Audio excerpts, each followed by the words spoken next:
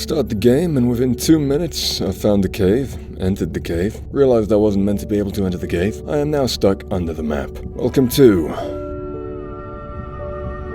is an underwater exploration game in which we play as Mirai Soto, a marine researcher researching marine stuff. The combat? Well, there isn't any. The puzzles? No, none of those either. The platforming?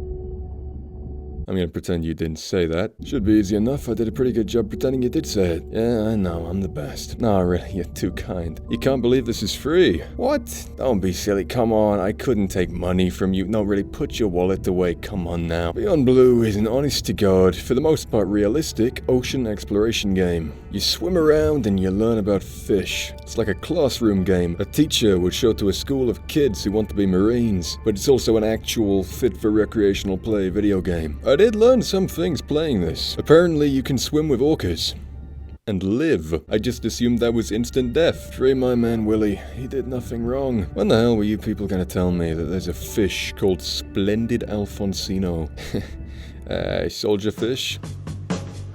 Blue Beyond is obviously on the cheaper end of things, but graphically it's really not bad. The lighting, colors, and the world's most beautiful ceiling all look great. The animals are beautifully rendered and animated. I never felt that I was looking at polygonal puppets, but the real things. The game definitely has some rough edges, but this illusion of being in the ocean was always convincing. It doesn't make sense, that would be where all the money went. It is obviously the entire point. Mirai's suit comes with a mask that covers her mouth. Keeping the faceplate clean is a convincing argument, but I am 90% sure that he's there, so they didn't have to animate her mouth moving, because if you play this game you will see that at no point do they directly show characters speaking. The first of two things I'm really disappointed you can't do in the game is emerge. I don't mean I wanted land levels, I mean you'll be right there, under the surface, and you can't go any higher. You can't poke your head up and look around to get a sense of just how far you are from land. The top of the ocean is what we see, right? And if we could have just peeked our head above, looked around at the seemingly endless field of nothing that we always see, and then dove back down, so we can make that connection between our limited perception and the world that is down here, I think that would have been really special. Well, you know, I get it. They would have needed dynamic water physics. I'm just saying. I like the ambient soundtrack. The Submarine has a playlist of licensed songs that seem like they're supposed to be the kind of music Mirai, the character, would listen to. It's hardly an incredible detail, but I don't think I've ever seen that before. I'm so used to having Franklin jam to Mojo. For a game with no real antagonists or obstacles or even a game over state, it does frequently toy with the idea of things going wrong. Mirai, I would give that a very wide berth. To the point I think someone on the team really wanted to make a horror game. Let me tell you something. Finding out there's a giant squid down there is a moment you're going to remember. It's no giant squid, but I promise you, you won't have to wait to find it.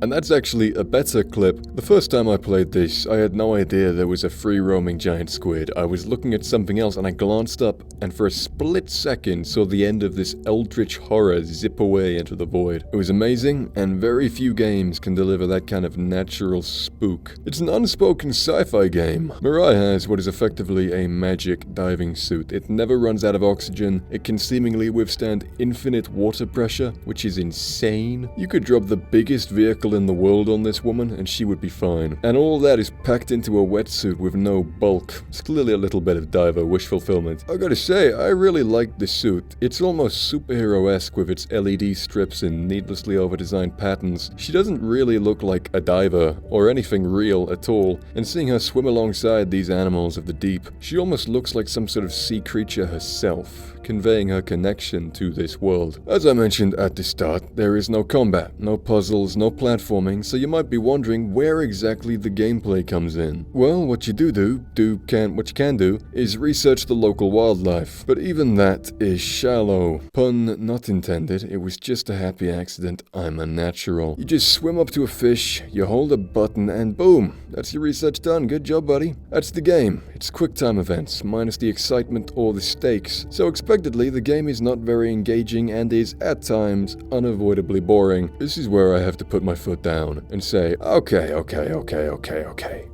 I know you had a small budget, but you really couldn't think of anything more to do there? I know research isn't most people's idea of fun, but you don't need to make the player write essays. Give the player a waterproof journal, a tablet, whatever. Then, when they find a fish, they get a picture of that fish. But they don't then magically know everything about it, they just have the picture. Then, to figure out what it's called, give them a small list of options with concise descriptions. The player has to use that with the picture to figure out what their newfound fish is. Once they've got a fish down, give them a small list of questions about that fish for them to answer. Does this fish swim alone or with other fish? What does this fish graze on? What time of day is it most often found? Is it afraid of the scary human? And in order to get answers to this, you'd have to observe the fish like a researcher. Then, maybe at the end of the game, you get a score for how extensive and accurate your research was. It's not perfect, but it gives the player a reason to engage with the game. I did learn a few things playing this, but I did not learn anywhere near as much as I would have learned if I actually had to seek out and earn the information. Whoa, octopus. The acting is pretty good. Our lead can at times sound very, I'm acting now. Let's be real. There's no way I'm not squeezing through here to follow that octopus. But for the most part, the small cast is convincing and charming. Oh, what the? Right. An octopus. Are you okay? Other than getting inked in front of a live global audience? You know, you might want to get that off you. It will probably attract predators. Especially considering the narrative was clearly not a priority. The story is very light on even really being a story. The arc here is Mirai deciding to get out of the ocean and go back home. I'm honestly not entirely sure what the message even was. You can't save the world alone, so find a good work-life balance. In spite of the story being borderline non-existent, it did get me in the end. It nailed this bittersweet feeling, being powerless and deciding to keep moving anyway. So while I don't really know what the story was trying to achieve, I did feel it, so I guess it works. Believe it or not, there is actually a sequel, Beyond Blue After the Storm. It's a VR game exclusive to the MetaQuest headsets. No PSVR. I'm gutted, and kind of surprised. Those graphics would be right at home on it. My second big complaint about Beyond Blue, this one particularly confounding, the HUD. It's all up in your screen. You're trying to admire this lovingly rendered ocean, and you've got a direction icon zipping around like some sort of pixie sidekick. It's not the biggest problem, you can toggle the HUD in settings. Except you can't. Look at the settings. Can you see the toggle HUD switch? Trick question, you can't because it's not fucking there. This is how the game looks, and it's really annoying. I know it's not a big deal. Oh no, my screen contains small symbols which are minimalist by design. But when you really want to be immersed in the game, see it as more than a game, see the sea and get lost in it, then you need to remove the go here to progress the game markers. What really makes it bad is how fucking hard can it be to implement a HUD toggle?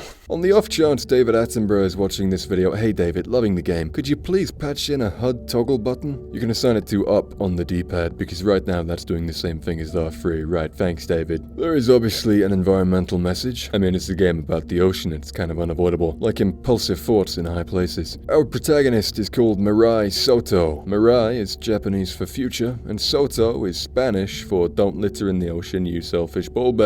Beyond Blue is not a very exciting game, because its loyalty to its subject matter means there just weren't a lot of opportunities for gameplay. I can't recommend it for everyone, or even most people. The closest this thing has to mainstream appeal is that you get to be behind a woman in a wetsuit for 2 hours. It's really for the particularly niche group of people that dig water. Even still, there's something so cool about swimming in the void and seeing colossi emerge from the murk. And it's so cool in part because it's real. These are real animals that you could really see like this, and that is why this game is so special. It provides people with this window into a very real world that most of us are never going to be able to explore ourselves. And that obviously ties into the game's main message, that there is a world down here.